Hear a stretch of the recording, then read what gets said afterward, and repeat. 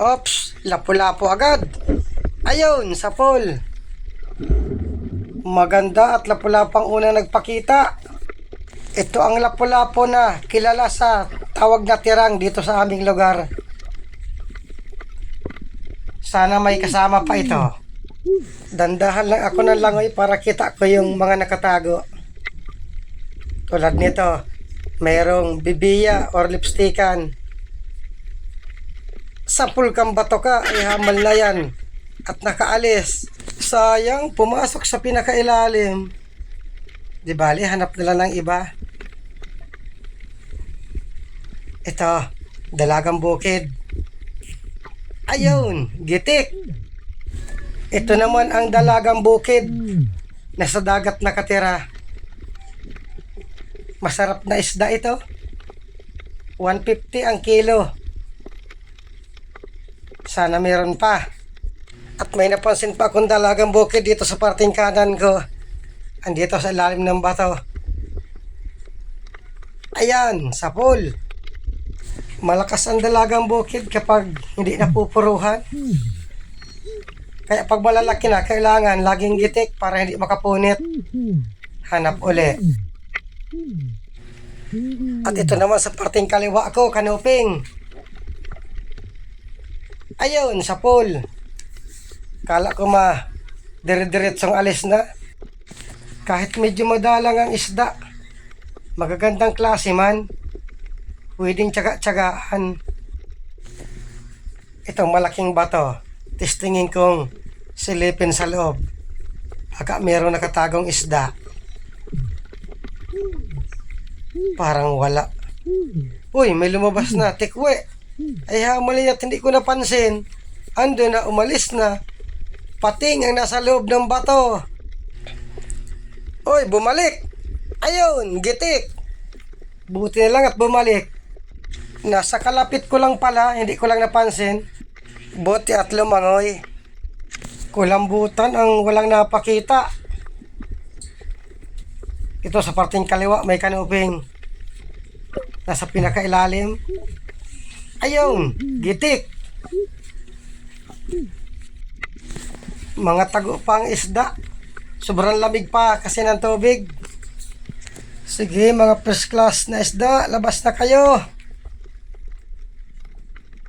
Maganda pag first class at maganda ang presyo. Oh, hoy, kulambutan. Good size na. Ayun, gitik. Estimate ko 2 kilo ito. Aba, buhay pa pala. Para bubuga pa ng tinta. Hanap uli. Sana may kasama pa.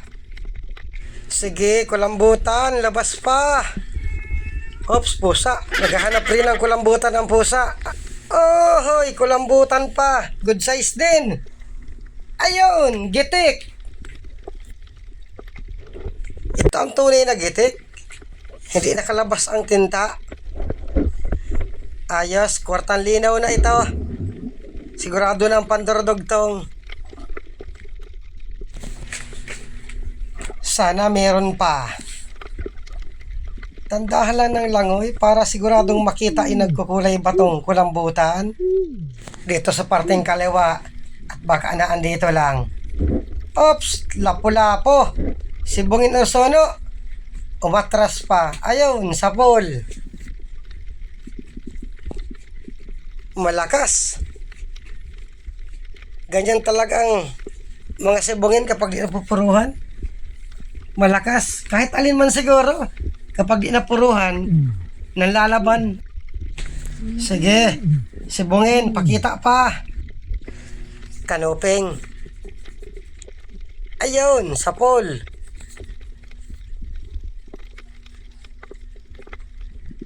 Madadaan ito sa tiyaga. Paisa-isa, kapag naipon sa timba, madami din ito. Hanap uli. Sige, labas na kayo. Huwag na kayong mahiya. Parang wala na. Dito sa kabila, wala rin. Uy, may napansin ako dito. Dalagang bukid. Ayan, sapol. Butat may lumabas na dalagang bukid. Kailangan talaga ng dandahan lang ng langoy. Pag mabilis ang langoy, malalampasan. Sige, dalagang bukid. Pakita lang kayo ng pakita. Para pana lang din ako ng pana. Oh, hoy, kulambutan pa. At good size rin. Ayun, sa pool. Aba, malaki pala ito. Estimate ko nito 3 kiluhin. Akala ko good size lang. Ang good size, hanggang 2 kilo lang. Pag 3 kilo, XL na. 170 ang kilo. Sana meron pa. Madadaan ito sa tiyaga. Pag may tiyaga, merong ilalaga. Pakita na kayo. Ito, kupa pa. Tandahanin ko lang at baka sumuot sa pinakailalim. Huli ka. Good size. 900 ang kilo ng kupapa, yung good size. 200 gram ang good size nito. Balata na lang ang hindi pa napakita. Ito, talagbago. Umaatras pa. May katabing manitis pala. Ayan, sa pool. Uy, umalis na. Ay, hamal na yan. Buti pang yung manitis ang inuna ko. Hindi ko agad napansin. May manitis palang katabi yun. Hanap uli. Ito may suga. Kaya lang maliit pa. Andun sa ilalim, may talagbago. Nasa pinakailalim. Ayan, sa pool. Walang kasama. Karamihan na talagbago ngayon, walang ka-partner. Pero pag panahon ng habagat, laging 2 magkasama. Minsan 3 pa nga. Dito ako sa parting baba. May napansin akong kanoping. Pumunta dito sa kabila. Yari ka. Ayun, sa pool. Mailap. Pagkakita sa akin nagpunta dito sa kabila. Maganda. Lamang ang kanuping na napakita. Talagbago ang bihira. Alatan wala ring napakita at danggit. Tsaga-tsaga lang. Ito mga suga. Kaya lang maliliit. Kung medyo malaki-laki, papanain ko sana. Dito sa ilalim. Italagbago. Ayan, sa pool. Nasaan na kaya ang kasama nito? Magaganda pa ang corals dito. Wala pang bawas. Ito may balagan. Kita ang sungot. Palabasin ko. Tingnan ko kung good size na. Parang alanganin pa. Testingin kong hulihin.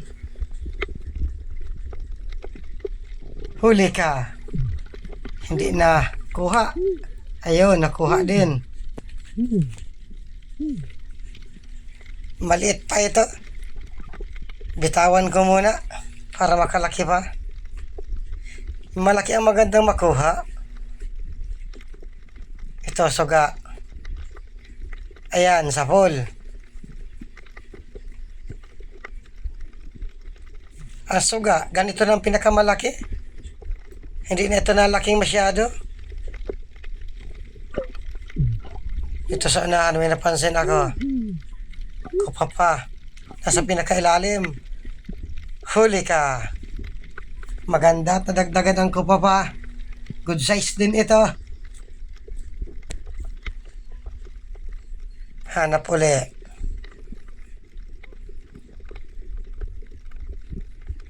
Ito, may 2 alimasag. Nagkakaratihan. Magaling pala magkaratihan ng kasag. Ano kaya pinag-aawayan ito? Tingin kong galawin itong pana para magtikalan. Alis na, maghiwalay na kayo. Aba, patuloy pa rin ang karatihan. Nasisipit yung isang paa. Bitawan mo yan. Bitaw. Lalong kinakarate.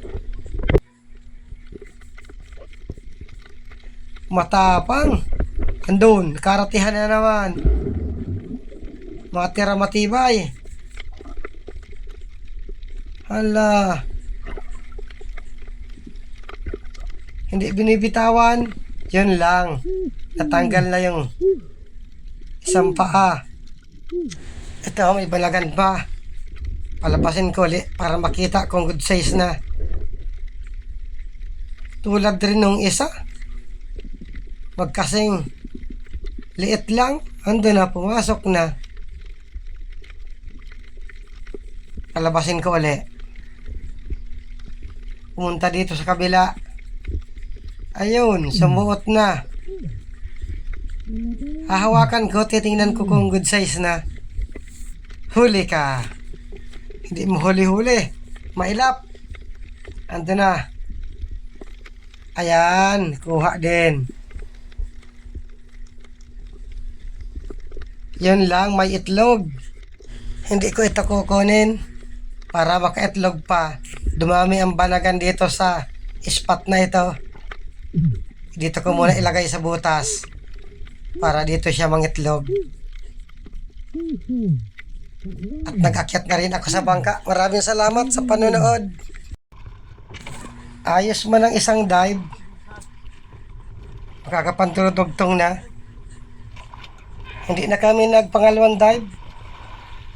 At pagkalagay nito sa kahon, umuwi na rin kami at masama ang panahon. Itong isa kong kasama nakadampot ng banagan. Sila siguro ito yung binitawan ko. Sa hilo. At pagkalagay nito sa kahon, nag-uwi na rin kami. Ititimbang na para maging kwarta. Mabuti at nakakulambutan. Ang isda madalang. Normal na yan kapag malamig ang tubig.